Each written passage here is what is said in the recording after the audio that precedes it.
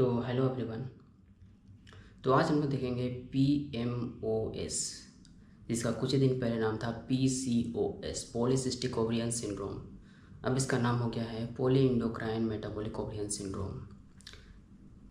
तो PMOS को देखिए तो यहाँ एक टर्म यूज हो रहा है सिंड्रोम। तो सबसे पहले हम लोग समझते हैं सिंड्रोम किसे कहते हैं। तो syndrome means a group of disorder, या फिर बोल सकते हैं in one time multiple disease multiple defect manifest in the body due to defect in any system of the body, due to defect in any regulatory system of the body, या फिर बोल सकते हैं due to defect in any coordination of the body। मतलब किसी भी कारणवश body में किसी भी डिफेक्ट के कारणवश हमारे बॉडी में एक साथ कई सारे डिजीज़ मैनिफेस्ट होते हैं, तो उसको हम लोग बोलेंगे सिंड्रोम। जैसे हम लोग बात करेंगे कि एड्स, तो एड्स भी एक सिंड्रोम है। तो इसमें इम्यून सिस्टम में डिफेक्ट आ जाने के कारण बहुत सारे डिजीज़ मैनिफेस्ट हो सकते हैं बॉडी में। उसी तरह भी हम बात करेंगे PMOS में कि हमारे इंडोक्राइन और मेटाबॉलिक सिस्टम में डिफेक्ट हो जाने के कारण बहुत सारे डिजीज़ मैनिफेस्ट होंगे, बहुत सारे डिसऑर्डर मैनिफेस्ट होंगे बॉडी में। और यदि हम डिजीज़ टर्म का बात करें तो डिजीज़ में हम सिर्फ एक पर्टिकुलर डिसऑर्डर के बारे में बात करते हैं। वही सिंड्रोम जो है एक ब्रॉड स्पेक्ट्रम को अपने साथ लेके चलता है। ओके, तो ये था मेरा सिंड्रोम। तो अब हम लोग बात करते हैं PMOS के बारे में। तो PMOS के बारे में बात करें तो यहाँ सबसे पहले जैसे कि लिखा ही गया है नेम में इंडोक्राइन एंड मेटाबॉलिक। तो PMOS में होता क्या है, endocrine and metabolic disorder in women. ठीक है ना, मतलब फीमेल्स में इंडोक्राइन मेटाबॉलिक डिसऑर्डर हो जाता है, क्योंकि PMOS जो है वो हमारे फीमेल्स में ही होते हैं। ठीक है, विच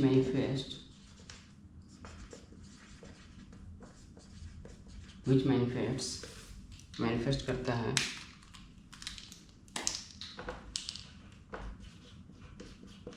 रोटरडैम क्राइटेरिया। ओके, अब रोटरडैम क्राइटेरिया के अंदर क्या क्या डिफेक्ट्स आते हैं वो हम देखते हैं। तो जो मेरा पहला डिफेक्ट्स आता है इसमें वो आता है मेरा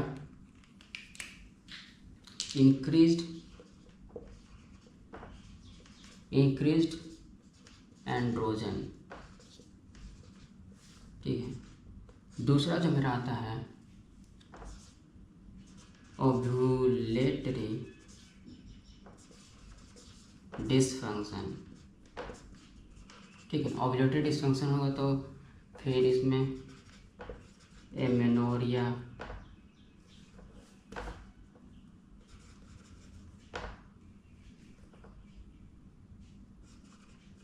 देखने को मिल सकता है, ओलिगोमेनोरिया देखने को मिल सकता है। अच्छा, तीसरा जो डिफेक्ट की अगर हम बात करें, डिसऑर्डर की बात करें तो कैरेक्टर का बात करें तो पॉलीसिस्टिक ओवरी देखने को मिलता है। तो रोटरडैम क्राइटेरिया में ये तीन जो है मेरा डिफेक्ट देखने को मिलता है। अच्छा, अदर्स में बात करें तो और भी अदर्स में भी आते हैं बहुत सारे, जैसे कि इंसुलिन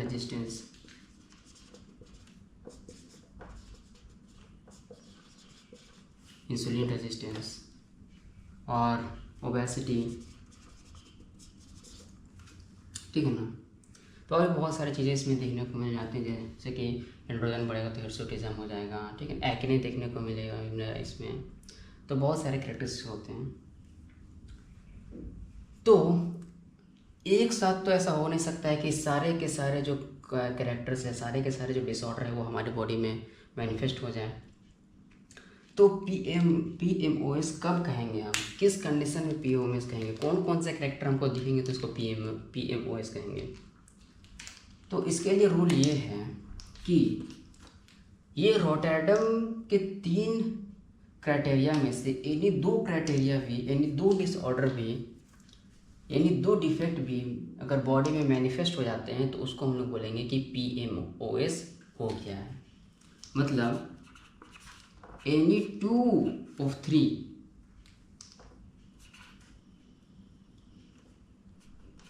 disorder manifests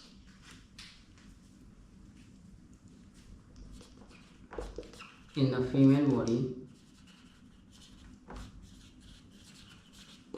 तो उसको हम बोलेंगे PMOS हो गया है। ओके, ठीक है।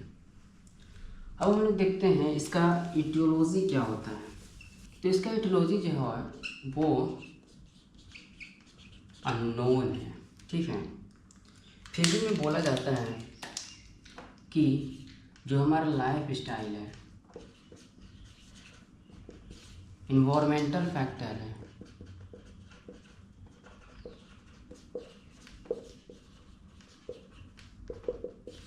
जेनेटिक्स फैक्टर है, ये सब जो है मेरा POS को कराता है, ठीक ना। ये सब फैक्टर जो POS को कराता है, जिससे क्या होगा, जैसे कि हम देखें क्या क्या होता था, एक्सेस अमाउंट ऑफ एंड्रोजन हो जाता है,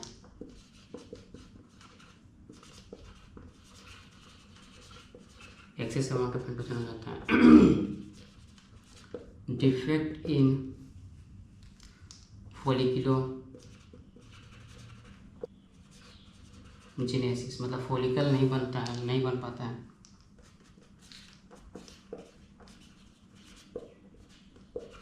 डिफेक्ट इन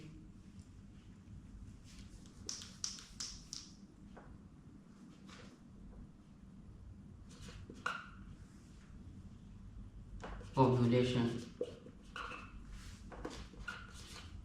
और बात करें तो डिफेक्ट इन मेरा gonadotropic hormone regulation and action, ठीक है ना, इसमें डिफेक्ट आ जाता है। और बात करें तो ओबेसिटी हो जाता है। तो ये सारे मेरे डिफेक्ट हो जाते हैं इन सब के कारण। ओके, चलिए अब हम लोग बात करते हैं इसके पैथोफिजियोलॉजी के बारे में। तो हम जानते हैं कि PMOS में मेरे फीमेल्स के हार्मोन सिस्टम में जो संतुलन बना रहता है, जिस हार्मोन सिस्टम के संतुलन के कारण मेरा मेंस्ट्रुअल साइकिल चलता है, उस सिस्टम में डिफेक्ट आ जाता है। वो जो सिस्टम रहता है वो असंतुलित हो जाता है, जिसके कारण क्या बोलते हैं, उस हार्मोन के कोऑर्डिनेशन में डिफेक्ट आ जाने के कारण हमारा PMOS मैनिफेस्ट होता है। तो सबसे पहले हम लोग देखेंगे अभी कि हार्मोन का लेवल कैसे ऊपर नीचे या ज़्यादा कम हो रहा है, जिसके कारण से PMOS मेरा मैनिफेस्ट होगा। तो हम लोग अभी देखेंगे इसका मैकेनिज्म ऑफ एक्शन, ठीक है ना। मैकेनिज्म ऑफ एक्शन देखते हैं कि कैसे मेरा हार्मोन ऊपर नीचे हो रहा है, ठीक है ना, जिससे कि कैसे मेरा हार्मोन असंतुलित हो रहा है, जिससे कि मेरा PMOS मैनिफेस्ट हो रहा है। तो नॉर्मली मेरा होता क्या है, ठीक है ना, ड्यूरिंग मेंस्ट्रुअल साइकिल नॉर्मली मेरा होता क्या है, ये रहता है मेरा हाइपोथैलेमस में रहता है आर्क्वेट न्यूक्लियस। यहाँ से मेरा GnRH गोनाडोट्रोपिक रिलीजिंग हार्मोन निकलता है, जो कि मेरा जाता है एंटीरियर पिट्यूटरी में, ठीक है ना, एंटीरियर पिट्यूटरी में जाता है। अब एंटीरियर पिट्यूटरी से मेरा निकलता है ट्रोपिन हार्मोन, ठीक है ना, FSH एंड LH, ठीक है। तो ये मेरा निकलता है इंटीरियर पिट्यूटरी से। अब ओवरी में हम बात करें तो ओवरी में प्राइमोर्डियल फॉलिकल होता है, ठीक है ना। मेंस्ट्रुअल साइकिल शुरू जब होता है तो प्राइमोर्डियल से शुरू होता है, प्राइमोर्डियल फॉलिकल से। तो एक निश्चित, ठीक है ना, एक निश्चित ग्रोथ जब प्राइमोर्डियल फॉलिकल कर लेता है तब इसमें FSH अपना वर्क करता है और इसको ग्रोथ कराता है, ठीक है ना। तो प्राइमोर्डियल फॉलिकल से फिर बनता है क्या मेरा प्राइमरी फॉलिकल, फिर प्राइमरी फॉलिकल से मेरा बनता है सेकेंडरी फॉलिकल, फिर सेकेंडरी फॉलिकल से मेरा बनता है ग्राफियन फॉलिकल, ठीक है। तो सेकेंडरी फॉलिकल और ग्राफियन फॉलिकल जो बनता है इसमें मेरा डेवलपमेंट होता है थीका सेल, यहाँ पे मेरा बनता है थीका सेल, ठीक है ना। यहाँ पे होता है डेवलपमेंट ऑफ थीका लेयर, ठीक है ना। थीका लेयर का डेवलपमेंट होता है जिसमें एक मेरा होता है थीका सेल, ठीक है ना। जब थीका सेल बन जाता है तो यहाँ पर ही हम बोल सकते हैं डेवलपमेंट ऑफ LH रिसेप्टर होता है, और इस LH रिसेप्टर को मेरा एक्टिवेट कराता है FSH, ठीक है ना। इस FSH जो है वो इस LH रिसेप्टर को एक्टिवेट कराता है,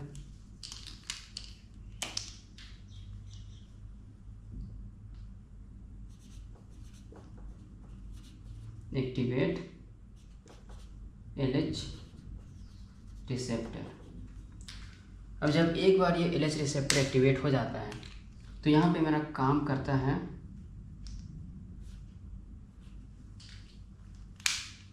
LH, यहाँ पे मेरा काम करेगा कौन,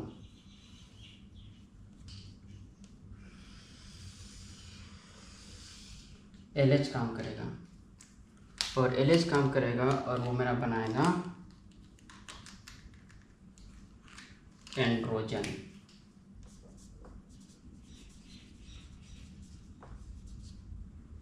ठीक है। अच्छा, LH यहाँ पे मेरा एक और काम करता है, हम इसको ऐसे लिखते हैं, ऐसे यहाँ काम किया। अब LH जो है मेरा यहाँ पे ग्रैनुलोसा सेल में एक और काम करता है, क्या कराता है, ये कराता है हमारा activation of एरोमेटेज enzyme,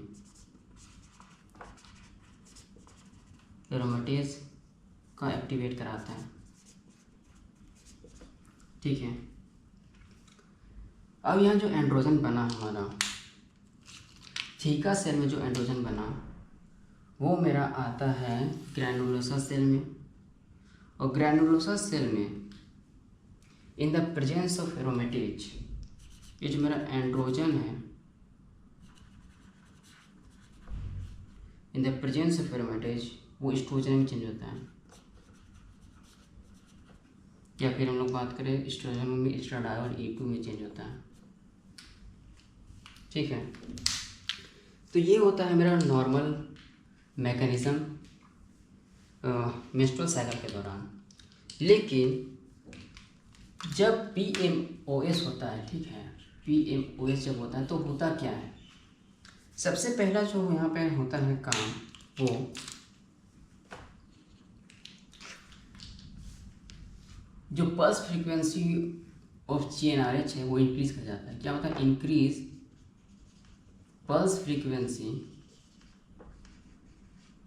of GnRH for LH, ठीक है ना।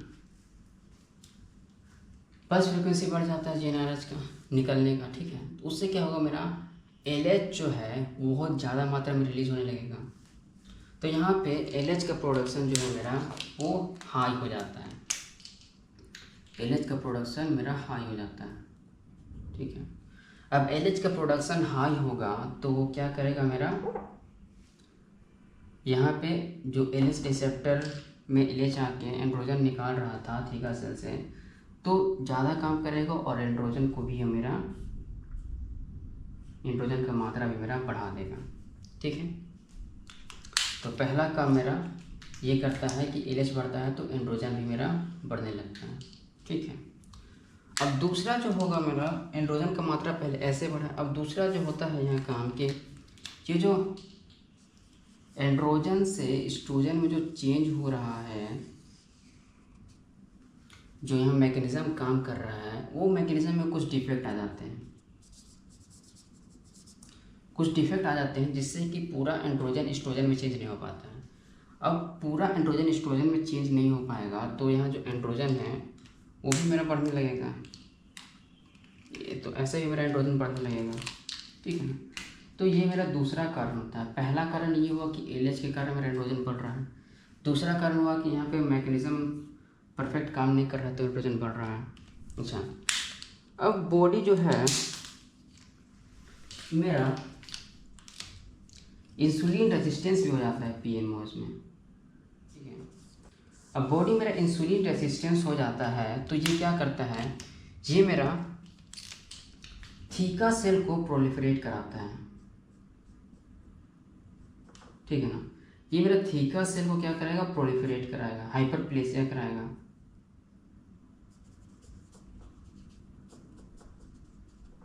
तो थीका सेल बढ़ने लगता है, तो थीका सेल बढ़ेगा तो ऑब्वियस सी बात है कि मेरा एंड्रोजन का प्रोडक्शन ज़्यादा होगा थीका सेल बढ़ने के कारण, क्योंकि थीका सेल ये तो है जो मेरा एंड्रोजन को निकाल रहा है।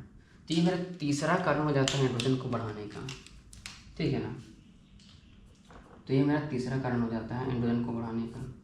अच्छा, और जब ओबेसिटी होता है, ओबेसिटी रहता है तो ओबेसिटी में जो क्या रहता है, इसमें इसको इंसुलिन रेजिस्टेंस को बढ़ावा देता है, ठीक है ना। तो जितना ओबेसिटी रहेगा उतना इंसुलिन रेजिस्टेंस को बढ़ावा मिलेगा, और इंसुलिन रेजिस्टेंस को बढ़ावा मिलेगा तो वो हाइपरप्लेसिया रहेगा थीका सेल से, जिससे एंड्रोजन मेरा फिर बढ़ेगा। तो ये मेरा कुछ कारण है जिससे मेरा एंड्रोजन बढ़ रहा है, ठीक है ना। अच्छा, अब हम देखते हैं कि LH बढ़ रहा है तो LH बढ़ने से और क्या क्या हो रहा है। यदि हम यहाँ LH की कंडीशन को देखें तो LH को लगातार यहाँ पे पल्सेशन मिल रहा है रिलीज होने का। तो LH जो है वो LH का अमाउंट मेंटेन है लगातार कंटिन्यूसली, ठीक है ना। क्या है, LH continuously same amount,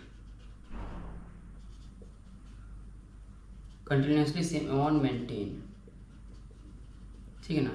LH का कंटिन्यूसली सेम अमाउंट जो है वो मेंटेन है, LH जो है इसका सेम अमाउंट मेंटेन है, मतलब LH सर्ज नहीं हो रहा है, no LH surge, LH surge नहीं हो रहा है मेरा। जो LH सर्ज की ज़रूरत होता है, LH सर्ज वो नहीं हो रहा है। LH सर्ज की ज़रूरत क्यों होता है, ओव्यूलेशन के लिए। तो LH सर्ज यदि नहीं हो रहा है तो ओव्यूलेशन जो भी है मेरा वो नहीं होगा, ओव्यूलेशन जो है मेरा वो क्या होगा, नहीं हो पाएगा, ओव्यूलेशन नहीं होगा। तो यदि ओव्यूलेशन नहीं होगा तो मेरा कॉर्पस लूटियम का फॉर्मेशन भी जो है वो कॉर्पस लूटियम फॉर्मेशन नहीं होगा। अब कॉर्पस लूटियम का फॉर्मेशन नहीं होगा तो प्रोजेस्टेरोन का फॉर्मेशन नहीं होगा, और प्रोजेस्टेरोन का फॉर्मेशन नहीं होगा तो मेंसेस जो है ऑन टाइम नहीं आएगा, क्योंकि मेंसेस आने के लिए प्रोजेस्टेरोन का लेवल होना और अचानक से प्रोजेस्टेरोन का लेवल घटना, यही कॉज कराता है मेरा एंडोमेट्रियम शेडिंग को, ठीक है ना। अगर प्रोजेस्टेरोन नहीं है तो एंडोमेट्रियम शेड नहीं करेगा टाइम पे, तो मेरा मेंसेस नहीं आएगा। तो इसी को हम लोग बोलते हैं एमेनोरिया, ठीक है। मेंसेस नहीं आएगा तो उसको हम लोग बोलेंगे एमेनोरिया, ठीक है, ओके। अच्छा, अब यहाँ पे हम देखें एलएच का, तो हम लोग देख लिए कि एलएच जो है वो ओव्यूलेशन नहीं होने दे रहा है। ओव्यूलेशन भी एक कारण है, एलएच एक कारण है जो ओव्यूलेशन मेरा नहीं होने दे रहा है। ओव्यूलेशन नहीं होने दे रहा है मतलब प्रोजेस्टेरोन नहीं मिलेगा, प्रोजेस्टेरोन का लेवल जो हमारे बॉडी में है वो बहुत कम हो जाएगा और उसके कारण मेरा हो रहा है एमेनोरिया, ठीक है। तो एलएच कंडीशन हम देख लिए, ठीक है। अब सबसे पहले हम लोग देखें एंड्रोजन कैसे बढ़ रहा है, उसके बाद हम लोग देखें कि एलएच क्या कर रहा है, ठीक है। अब हम लोग देख लेते हैं और कि एंड्रोजन जो है, यहाँ पे एंड्रोजन मेरा जाएगा एडिपोज टिश्यू में, ठीक है ना। एंड्रोजन मेरा जाएगा एडिपोज टिश्यू में और एडिपोज टिश्यू में मेरा एरोमेटेज रहता है, ठीक है ना। ये जाएगा मेरा एडिपोज टिश्यू में और एडिपोज टिश्यू में मेरा खुद का एरोमेटेज रहता है जो कि मेरा चेंज करा देगा एंड्रोजन को एस्ट्रोजन में, ठीक है ना। तो इन एडिपोज टिश्यू में क्या होता है, मेरा जो एंड्रोजन है वो मेरा चेंज हो जाता है in the presence of aromatase, in the presence of aromatase किसमें, एस्ट्रोजन में, ठीक है। In the presence of aromatase estrogen change होता है। अब मेरा हम जान रहे हैं कि एंड्रोजन का अमाउंट बॉडी में ज़्यादा है, तो जितना ज़्यादा एंड्रोजन होगा उतना ज़्यादा एस्ट्रोजन बनेगा मेरा, और यहाँ से भी कुछ कुछ एस्ट्रोजन मेरा बन रहा है। तो ये एस्ट्रोजन क्या करेगा, फिर ब्लड में जाएगा, ब्लड में जाएगा ये एस्ट्रोजन, और ब्लड में एस्ट्रोजन की मात्रा क्या हो जाएगी, हाई हो जाएगा। इन ब्लड एस्ट्रोजन की मात्रा क्या हो जाएगा, हाई हो जाएगा। फिर ये एस्ट्रोजन मेरा क्या कराएगा जब ब्लड में हाई, क्योंकि एस्ट्रोजन मेरा ब्लड के सहारे जाएगा यूट्रस में, और यूट्रस में मेरा कराएगा क्या, यूट्रस में मेरा कराएगा proliferation of endometrium, proliferation of endometrium, endometrium को प्रोलिफरेट कराएगा, ठीक है। तो एस्ट्रोजन मेरा जितना ज़्यादा आ रहा है उतना ज़्यादा मेरा इंडोमेट्रियम प्रोलिफरेट करेगा। तो प्रोजेस्टेरोन नहीं है तो मेरा इंडोमेट्रियम में सीमेंटिंग होगा, नॉस्ट्रासेट होगा, ठीक है ना। तो जब बहुत ज़्यादा मेरा प्रोलिफरेट हो जाता है तो मेरा ये इंडोमेट्रियम जो है खुद से शेड करता है, ठीक है ना। तो जो मेंसेस आएगा वो क्या आएगा, मेरा इरेगुलर आएगा, और जब भी मेंसेस होगा तो इंडोमेट्रियम में प्रोलिफरेट तो बहुत ज़्यादा हो गया है in the presence of oestrogen, तो हेवी ब्लीडिंग होगा, ठीक है ना। तो हो गया। अब यहाँ पे हम बोलेंगे कि जो प्रोलिफरेशन ऑफ इंडोमेट्रियम है इसका मेरा हो जाएगा हेवी एंड इरेगुलर ब्लीडिंग, उसको हम लोग बोलते हैं मेनोमेटोरेजिया। मेनोमेटोरेजिया मीन्स क्या होगा, heavy and irregular bleeding, heavy and irregular bleeding, ठीक है। मेनोमेटोरेजिया, एब्सेंस ऑफ प्रोजेस्टेरोन, ठीक है। एब्सेंस ऑफ प्रोजेस्टेरोन मेनोमेटोरेजिया होता है, ठीक है। तो हम लोग देख लिए एस्ट्रोजन का भी मात्रा कैसे बढ़ रहा है वो भी देख लिए। तो एंड्रोजन हार्मोन के बारे में देख लिए, एलएच हार्मोन के बारे में देख लिए, एस्ट्रोजन हार्मोन के बारे में देख लिए, ठीक है ना। अच्छा, एक चीज़ और हम लोग देख लेते हैं यहाँ पे कि ये जो मेरा एंड्रोजन है तो एंड्रोजन जो है वो मेरा ये कराता है मेरा फॉलिकोटॉक्सिसिटी कराता है, ये कराता है मेरा फॉलिक्यूलोटॉक्सिसिटी, ठीक है। तो ये मेरा कराता है फॉलिकोटॉक्सिसिटी, कौन? एंड्रोजन। अब इसका फॉलिकोटॉक्सिसिटी कराएगा तो क्या होगा? नो मैच्योरेशन ऑफ ग्राफेन फॉलिकल, जो मैच्योरेशन होता था इसका वो मैच्योरेशन नहीं हो पाएगा।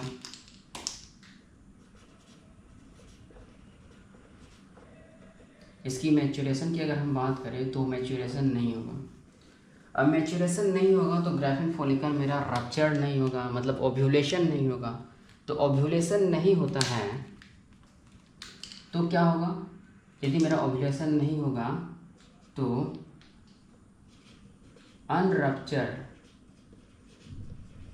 अनरप्चर्ड फॉलिकल जो है,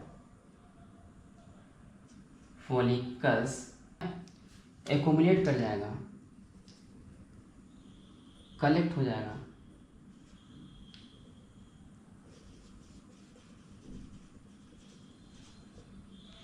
ठीक है ना। बहुत सारा मेरा ओवरी, जो ओवरी में ग्राफेन फॉलिकल है वो क्या कर जाएगा? मेरा एक्यूमुलेट कर जाएगा, और एक्यूमुलेट करने के बाद वो अरेंज कर जाता है मेरा क्या बोलते हैं, पेरिफेरी ऑफ ओवरी में। उसी को हम लोग बोलते हैं क्या? पॉलीसिस्टिक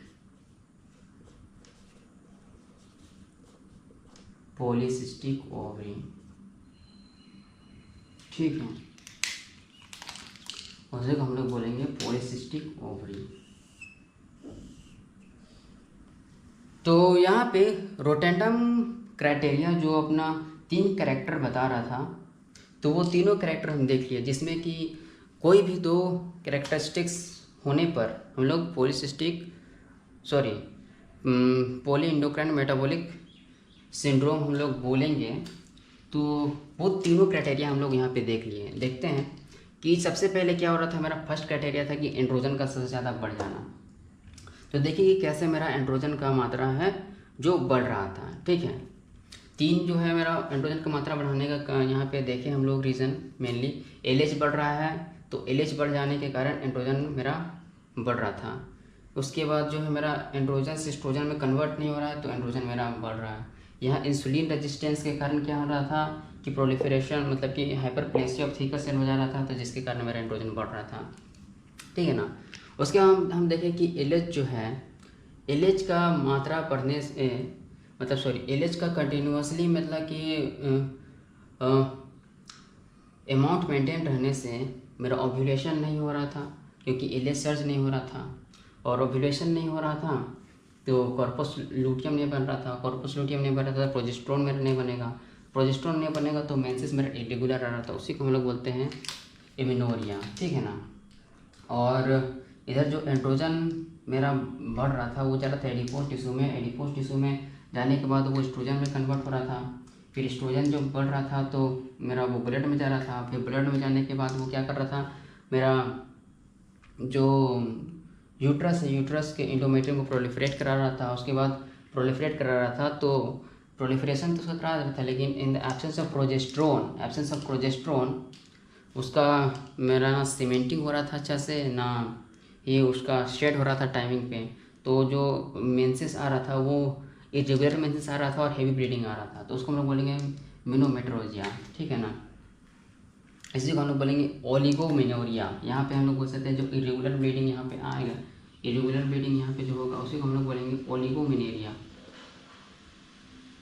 ओलिगोमेनोरिया, ठीक है ना। उसी को हम लोग बोलेंगे ओलिगोमेनोरिया, ठीक है। तो ये जो दूसरा मेरा कैरेक्टर था क्या था कि ओव्यूलेशन डिसफंक्शन, ओव्यूलेटरी डिसफंक्शन, जिसमें कि एमिनोरिया और ओलिगोमेनोरिया हम लोगों का क्राइटेरिया था डिफाइन करने का, तो वो भी यहाँ पे हम लोग देख लिए। ये क्राइटेरिया हो गया, ये क्राइटेरिया हो गया, ठीक है ना। ओव्यूलेटरी डिसफंक्शन और ओव्यूलेशन तो मेरा हो ही नहीं रहा है, ठीक है ना। और तीसरा जो क्राइटेरिया था मेरा पॉलीसिस्टिक ओवरी हो जा रहा था। तो पॉलीसिस्टिक ओवरी कैसे हो रहा था, जो मेरा यहाँ पे एंड्रोजन की मात्रा बढ़ रहा है, तो एंड्रोजन जो है वो मेरा ग्राफिन फॉलिकल में फॉलिकोटॉक्सिसिटी करा रहा था। फॉलिकोटॉक्सिसिटी करा रहा है मतलब कि ग्राफिन फॉलिकल का मैच्योरेशन नहीं हो पा रहा है, और मैच्योरेशन नहीं होगा तो जितना भी मेरा अनरप्चर्ड फॉलिकल है वो मेरा ओवरी में एक्यूमुलेट हो जा रहा है, और वो मेरा एक्यूमुलेट होता है, उसके बाद ओवरी के पेरिफेरी में वो ऑर्गेनाइज हो जाता है। उसी को हम लोग बोलते हैं पॉलीसिस्टिक ओवरी। इसमें जो अनरप्चर्ड मेरा फॉलिकल रहता है वही सिस्ट के रूप में हम लोग को दिखता है जब हम लोग अल्ट्रासाउंड कराते हैं, तो उसी को हम लोग बोलते हैं पॉलीसिस्टिक ओवरी। तो जो ये तीनों क्राइटेरिया हम लोग यहाँ पे देख लिए कि कैसे ये तीनों क्राइटेरिया मैनिफेस्ट होता है बॉडी में, ठीक है। अब हम लोग इसको आगे सिंगल सिंगल करके देख लेते हैं कि ये सब, जैसे कि एंड्रोजन बढ़ गया तो क्या क्या हो रहा है, और ठीक ना, और एलएच बढ़ गया तो क्या क्या हो रहा है, और इंसुलिन मेरा रेजिस्टेंस हो जा रहा है बॉडी तो क्या क्या हो रहा है, ठीक है। तो इसको इंडिविजुअली करके हम लोग देख लेते हैं। तो सबसे पहले हम लोग देखेंगे क्या, सबसे पहले मेरा हो रहा था डिफेक्ट इन गोनाडोट्रोपिक रेगुलेशन, ठीक है ना, गोनाडोट्रोपिक रेगुलेशन। तो कैसे हो रहा था, तो हम लोग देखें क्या हो जा रहा था, मेरा हो रहा था increase pulse frequency of GnRH for LH, जिससे क्या हो रहा था मेरा LH amount continuously same maintain था, ठीक ना। तो इससे क्या क्या हो रहा है मेरा, अब LH मेरा निकल रहा है सेम, तो मेरा hyperplasia of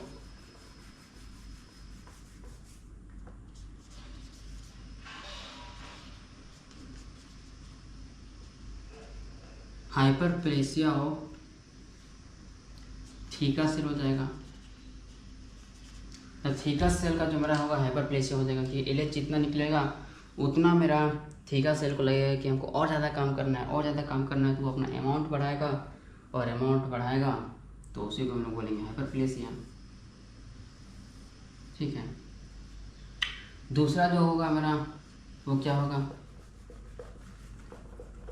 LH level same maintain रहेगा तो LH सर्ज नहीं होगा, LH सर्ज नहीं होगा तो उससे मेरा क्या होगा, एनाबुलेशन होगा,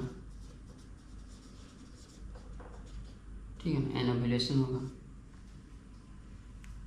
अच्छा, तीसरा मेरा और क्या हो सकता है, जो FSH और LH का जो रेशियो रहता है वो बढ़ के या तो 1:2 हो जाता है और 1:3 हो जाता है। नॉर्मली अगर हम बात करें तो नॉर्मली इसका रेशियो रहता है 1:1,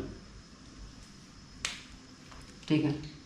तो ये मेरा हो गया पहला जो हम लोग बात कर रहे हैं, बात किए गोनाडोट्रोपिक रेगुलेशन का जो डिफेक्ट हो जाता है, जिसके कारण मेरा ये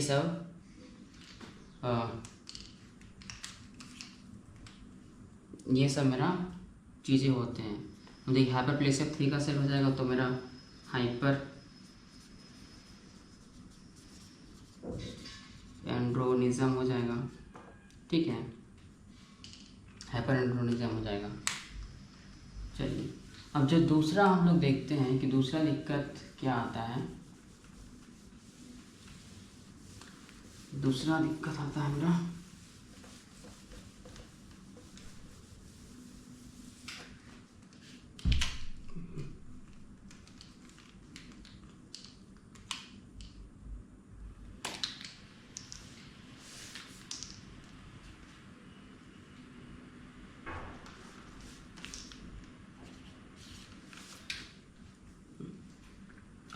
दूसरे दिक्कत की अगर हम बात करें तो वो होता है मेरा इंक्रीज्ड एंड्रोजन, ठीक है ना। तो इंक्रीज मतलब एंड्रोजन का बढ़ने का सोर्स क्या होता है, जैसे अभी हम लोग देखें क्या ओवरी में, ठीक है ना। तो मेन सोर्स जो होता है वो होता है मेरा ओवरी, और दूसरा होता है मेरा एड्रिनल ग्लैंड भी,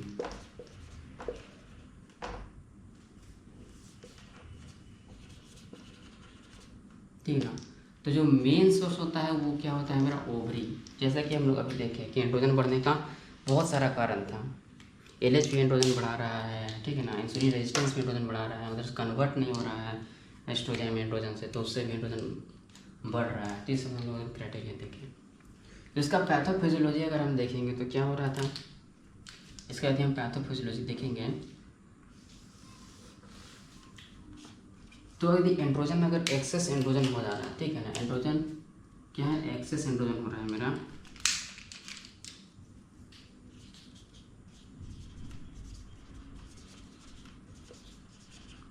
एक्सेस एंड्रोजन हो जा रहा है, तो उससे क्या हो रहा था, उससे हो जाएगा मेरा हिर्सुटिज्म,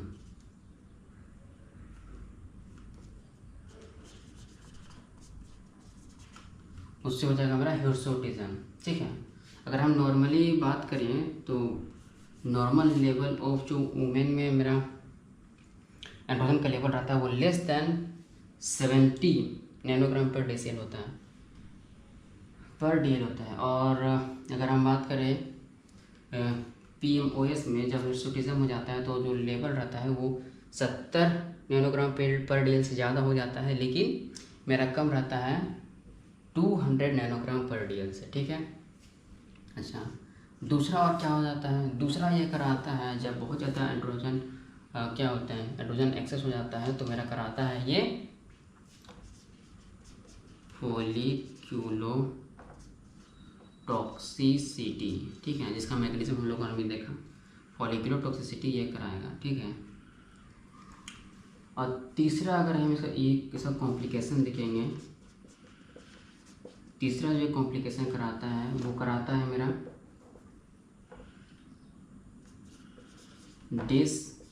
डिसलिपिडीमिया, डिसलिपिडीमिया कराता है। डिसलिपिडीमिया में क्या होगा, मेरा एलडीएल का मात्रा हाई हो जाएगा और एचडीएल का मात्रा कम हो जाएगा, और कराता है मेरा risk of coronary heart disease, coronary heart, risk of coronary heart disease, ठीक है ना। अच्छा, यहाँ फॉलिकोटॉक्सिसिटी में जो मेरा कराता है, ठीक है ना, तो फॉलिकोटॉक्सिसिटी से कराएगा तो क्या होगा, no maturation of graphene follicle,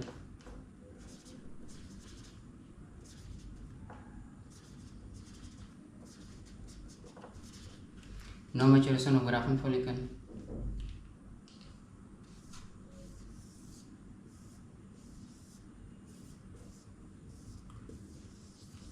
तो no maturation of graphene follicle होगा तो मेरा क्या क्या होगा, हम लोग देखते हैं इसको, ठीक है ना। अब हम लोग इसको देखते हैं कि no maturation of graphene follicle होगा तो क्या क्या होगा।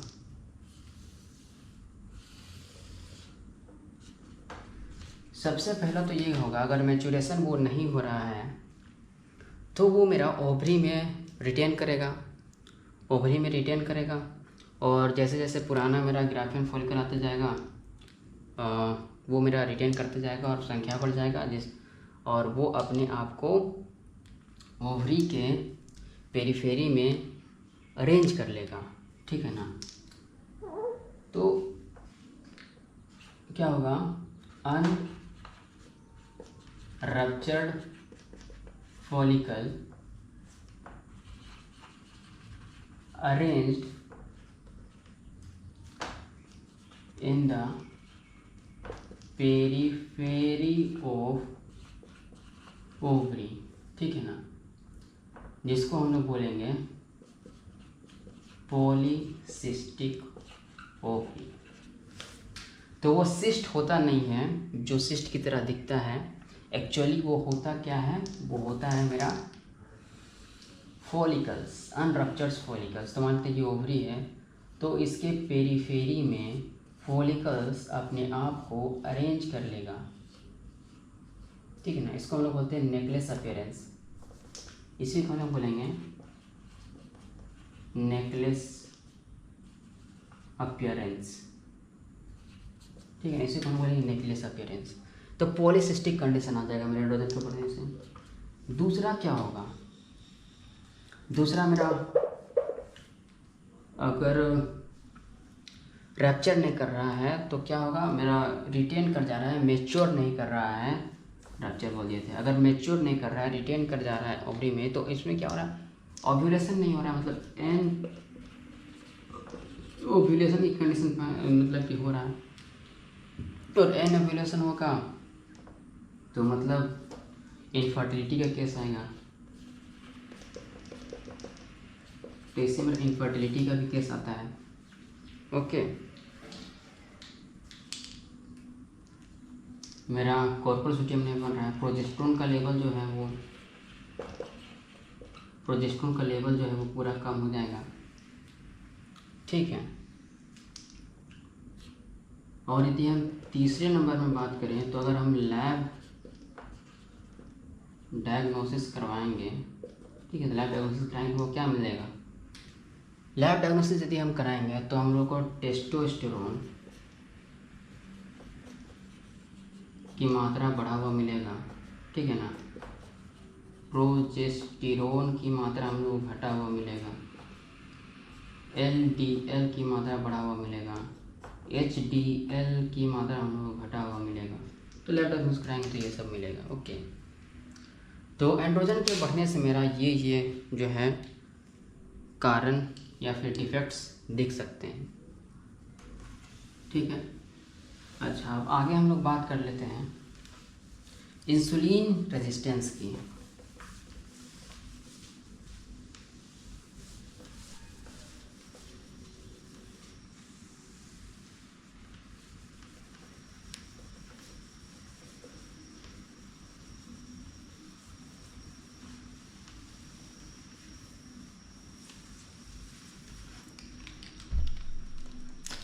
इंसुलिन रेजिस्टेंस हो जाता है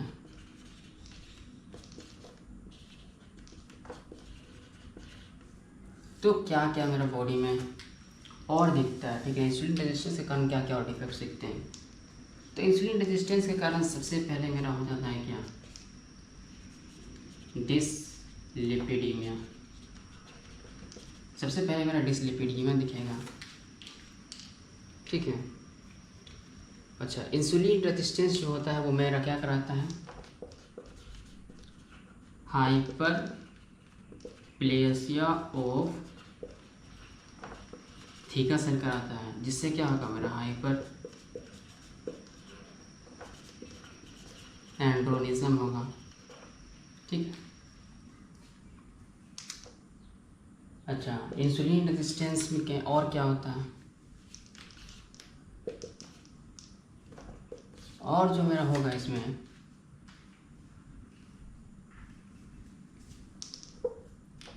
होता है एकैंथोसिस निग्रिकैन, ठीक है ना। एकैंथोसिस निग्रिकैन में होता क्या है, एकैंथोसिस निग्रिकैन मेरा होता है मेरा क्या, dark velvet coloured thick skin हो जाता है,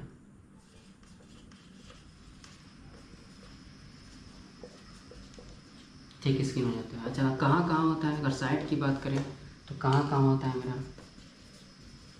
नैप ऑफ नेक में होता है, ठीक है, एक्जिला में होता है, okay, nap of neck, axilla. उसके बाद और कहाँ होता है मेरा, ग्रोइन में हो जाता है, under breast tissue,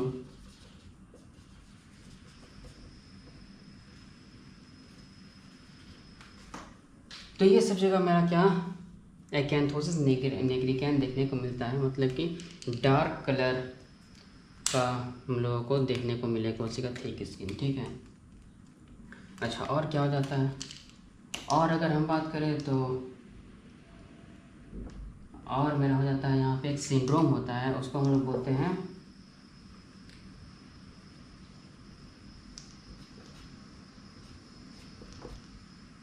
hair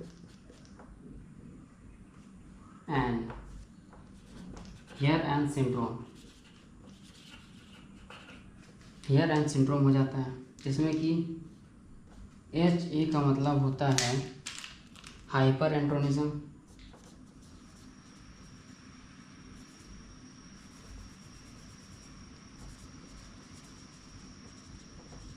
hyper एंड्रोनिज्म। ER का मतलब होता है इंसुलिन रेजिस्टेंस। अच्छा, AN का मतलब होता है मेरा एक्ैंथोसिस निग्रिकैन, ठीक है। ये सिम्टम हो जाता है। अच्छा, तीसरा इसमें एक हो जाता है डायबिटीज़ मेलाइटस।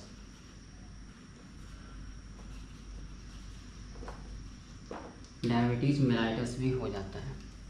तो इंसुलिन रेजिस्टेंस के कारण ये चीज़ें हम लोगों को देखने को मिलेगा। चौथा और एक लास्ट चीज़ के बारे में बात कर लेते हैं कि अगर ओबेसिटी जो है हो गया है, ठीक है ना, जो कि 70% PMOS केस में मिल जाता है हम लोगों को, तो वो क्या क्या डिफेक्ट दिखाएगा हम लोगों को। तो अगर ओबेसिटी है, ठीक है ना, तो ओबेसिटी में भी मेरा डिसलिपिडीमिया, ओबेसिटी में हमको डिसलिपिडीमिया देखने को मिलेगा, ठीक है ना। और ओबेसिटी जो है एग्रावेट करता है मेरा, किसको एग्रावेट करता है, इंसुलिन एग्रावेट्स इंसुलिन रेजिस्टेंस को, ठीक है। और तीसरा जो है ये क्या करता है, ओबेसिटी में, ओबेसिटी है तो एडिपोज टिश्यू रहेगा, एडिपोज टिश्यू रहेगा। अब एडिपोज टिश्यू में जो है क्या, एंड्रोजन का कन्वर्जन होता है मेरा किसमें, एस्ट्रोजन में, ठीक है ना। एंड्रोजन का कन्वर्जन होता है हमारा एस्ट्रोजन में इन द प्रेजेंस ऑफ एरोमेटेज, ठीक है ना, इन the presence of एरोमेटेज।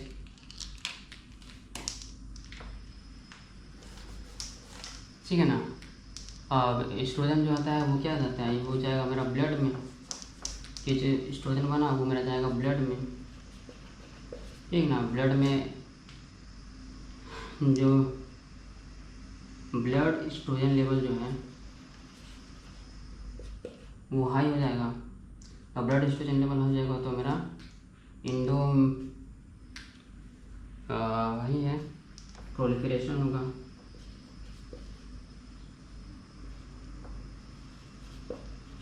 Proliferation of endometrium, proliferation of endometrium होगा। फिर in the absence of progesterone, जो एंडोमेट्रियम प्रोलिफरेट किया वो मेरा इरेगुलर हेवी ब्लीडिंग कराएगा, इसको हम लोग बोलेंगे मिनोमेटोरेजिया, ठीक है। तो ये मेरा ओबेसिटी कराएगा, ठीक है।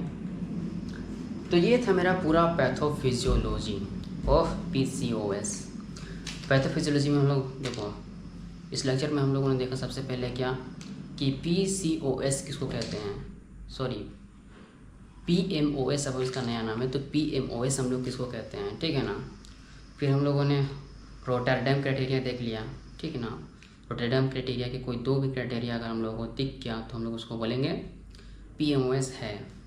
उसके बाद हम लोग इसका पैथोफिजियोलॉजी पूरा विस्तार से देखा कि जो PMOS हो रहा है वो मेनली हार्मोन के संतुलन में बिगड़ने के कारण हो रहा है। तो वो हार्मोन का संतुलन कैसे बिगड़ता है हम लोगों के बॉडी में, वो सारा चीज़ हम लोग मतलब देख लिया।